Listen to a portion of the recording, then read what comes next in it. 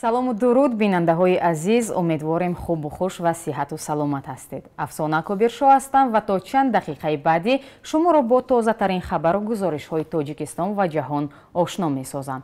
Имрӯз 3 декабр аст ва соат дар душанбеи 11. 146 парвози чартерӣ аз Русия ба Тоҷикистон. аз 3 ба 1 моҳ муҳлати баррасии ариза барои дигар кардани номунасаб кам карда шуд.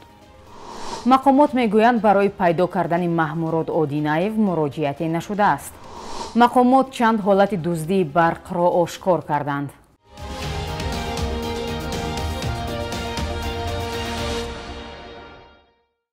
ширкати Сомонер эълон кард, ки дар моҳи декабр ҳавопаймоҳояш аз Русия ба Тоҷикистон 146 парвози чартерӣ анҷом хоҳанд дод.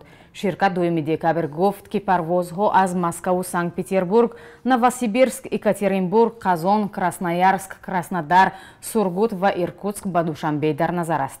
фурӯши билетҳо дар 12 нуқта аз ҷумла дар фурудгоҳи Домодедовои Москав имконпазир будааст. нархи билети парвоз 395 евро аст. бисёре аз муҳоҷирони тоҷик ин нархро хеле гарон медонанд. масъулони ширкат мегӯянд, ҳоло ҳавопаймоҳо аз Душанбе ба Русия холӣ рафта, он ҷо муҳоҷиронро меоранд ва бинобар ин нархи билету хадамот гаронтар аст. дар ҳолати иҷозати иҷрои парвозҳои дутарафа, интиқоли мусофирон аз самти ҷумҳурии Тоҷикистон ба Федератсияи Россия арзиши билет коҳиш меёбад. баъзе аз муҳоҷирон мегӯянд мунтазири он ҳастанд, ки парвозҳои доимӣ ҳарчи зуд аз сар гирифта шавад, вале Тоҷикистону Русия дар ин замина ҳанӯз ба тавофуқ нарасидаанд. кормандони пулиси Душанбе 2 сокини шаҳрро барои дуздии барқ бо маблағи беш аз 11 000 сомонӣ ба ҷавобгарӣ кашиданд. раёсати корҳои дохилии шаҳри Душанбе гуфт, ки як сокини ноҳияи Фирдавсӣ дар хонаи иҷорааш беҳисобкунаки барқӣ наздики 4 000 сомонӣ барқ истифода кардааст. сокини дигар, ки ба гуфтаи мақомот дукони самбусапазӣ доштааст, беш аз 7 000 сомонӣ маблағ аз истифодаи барқро насупурдааст. назари ин 2 сокин дастрас нашудааст, ки ҳарфи пулисро тасдиқ ё рад кунанд. мақомот дар ҳоле ин 2 ҳолатро ошкор карданд, ки сокинон аз гаронии нархи барқ ва маҳдудияти интиқоли он шикоят мекунанд. ҳоло дар аксари минтақаҳои Тоҷикистон барқ бо маҳдудият дода мешавад ва сокинон мегӯянд дар фасли сармо ранҷ мекашанд. мақомот моҳи октябр гуфта буданд, ки муваққатан барои таъмири зеристгоҳҳо барқро қатъ карданд ва реҷаи барқ нест. пандемияи коронавирус мушкили хеле ҷиддии кишварҳои Осиёи марказиро ошкор кардааст, ки сустии суръати интернет яке аз онҳост. ин мавзӯъ рӯзи 2 декабр дар нишасти онлайнии Бонки ҷаҳонӣ мутахассисон ва иқтисоддонҳоро ба ҳам овард. мутахассисон мегӯянд, дар давраи пандемияи коронавирус аҳамияти пайвастшавӣ ба интернет ва мухобироти рақамӣ авлавият пайдо кард, то ҳукуматҳову ширкатҳои хусусӣ ва шахсони алоҳида битавонанд кори худро фосилавӣ пеш баранд ё ба таҳсил идома диҳанд. вале ба гуфтаи Лилия Бурунчук, раиси минтақавии Бонки ҷаҳонӣ, буҳрони COVID-19 вуҷуди мушкилро дар иртибототи рақамӣ дар минтақа ба намоиш гузошт. ӯ мегӯяд, ҳамин мушкил нобаробарии иҷтимоиро дар ҷомеаҳо афзоиш дода, рушди иқтисодиро дар минтақаҳо суст мекунад. ба навиштаи Мираҷ Ньюз дар конфронси Бонки ҷаҳонӣ номи Тоҷикистон ба унвони давлате ёд шуд, ки мизони поини дастрасӣ ба хадамоти рушдёфтаи интернетӣ дар ҳама соҳаро дорад. дар муқоиса бо Қазоқистон, ки ин мизон 35% ташкил медиҳад, дар Тоҷикистон 31% аст. ин ҷо манзур дастрасӣ ба интернет, истифодаи васеъ аз он дар ҳама гуна хадамот, ҳаёти иҷтимоиву маишӣ ва ҳам суръати интернети мобилӣ мебошад.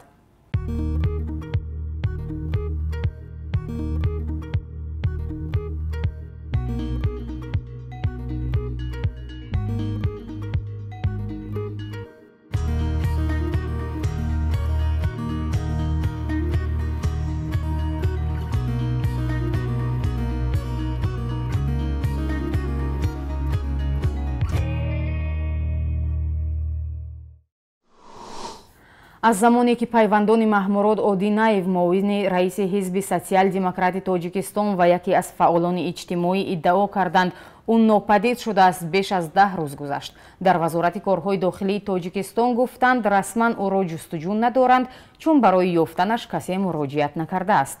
раҳбарияти ҳизби социал-демократ мегӯянд то ҳол дар бораи дар куҷо будани ӯ чизе намедонанд. дар вазорати корҳои дохилии тоҷикистон гуфтанд ба ҷустуҷӯи муовини нопадидшудаи раиси ҳизби социал-демократ иқдом накарданд, зеро ба онҳо расман дар бораи нопадид шудани ин шахс муроҷиат накарданд. дар ҳамин ҳол Шокирҷон Ҳакимов, ҳуқуқдон ва муовини аввали раиси ҳизби социал-демократи Тоҷикистон мегӯяд, тибқи қонунгузории кишвар вазорати корҳои дохилӣ вазифадор аст нашри хабари нопадидшавии шахсеро дар расонаҳо зуд таҳқиқ кунад. Маҳмурод Одинаев аз фаъолони шабакаҳои иҷтимоӣ баъд аз нашри дархости гирдиҳамоӣ дар назди ҳайкали Исмоили Сомонии шаҳри Душанбе нопадид шуд. Дар чанд соли ахир дар Тоҷикистон ҳеҷ гуна гирдиҳамоии эътирозӣ сурат нагирифтааст ва мақомот ба дархости баргузории гирдиҳамоӣ ва чунин маросимҳо ҳассосият доранд, вале ба навиштаи Одинаев расман вокунише нашуд. мақомоти тоҷик мегӯянд, ки пандемияи фарогири коронавирус ба раванди номгузории сокинон таъсир гузошта, шумораи муроҷиаткунандаҳо барои дигар намудани исмашон ба таври чашмрас коҳиш ёфтааст. ин масъаларо вакилон зимни ҷаласаи навбатии парлумонӣ дар шаҳри Душанбе баррасӣ карданд.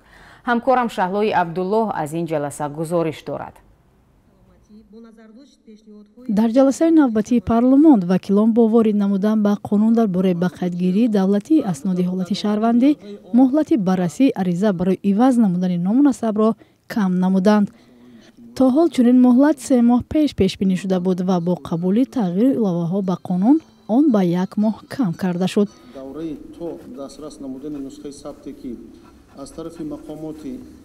музаффар ашуриён, вазири адлияи Тоҷикистон гуфт, ки дар 10 моҳи соли равон 17 000 нафар барои иваз намудани ному насабашон ба мақомоти сабти асноди ҳолати шаҳрвандӣ муроҷиат карданд. ин дар ҳолест, ки ба қавли ӯ чунин омор дар соли гузашта 40 000 нафарро ташкил медод.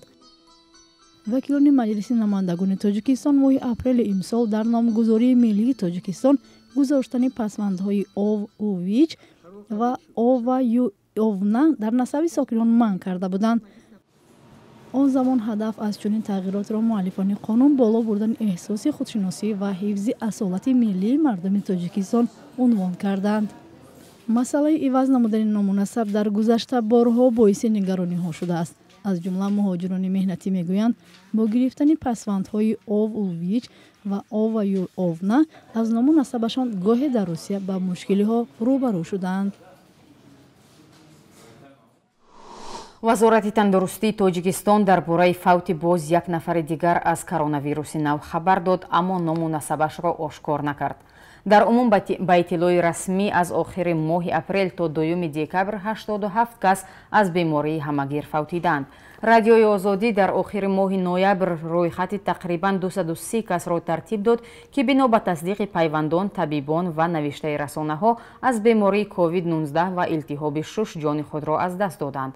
вазорати тандурустӣ мегӯяд, дар шабонарӯзи охир 38 мавриди гирифтории сокинонро ба коронавирус таъйид кардааст. ба иттилои манбаъ дар 8 моҳ 12 269 кас бемор шуда, зиёда аз 95% онҳо шифо ёфтанд. мунтақидон ба омори расмӣ шубҳа доранд ва ба бовари онҳо мумкин аст омори воқеӣ ба маротиб бештар бошад.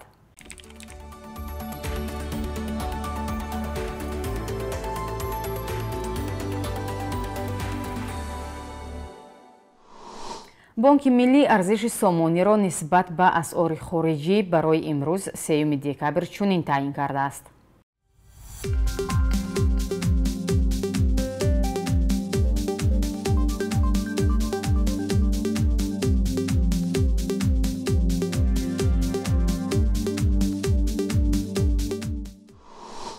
бинандаҳои азиз, ин буд хабару гузоришҳои навиди бомдодии радиои озодӣ. сомонаи моро пайгирӣ кунед ва аз воқеаҳои рӯз бохабар бошед. ҳамкоронамон ҳамарӯза ба шумо гузоришҳои ҷолиб таҳия мекунанд. то барномаи баъдӣ, худоҳофиз.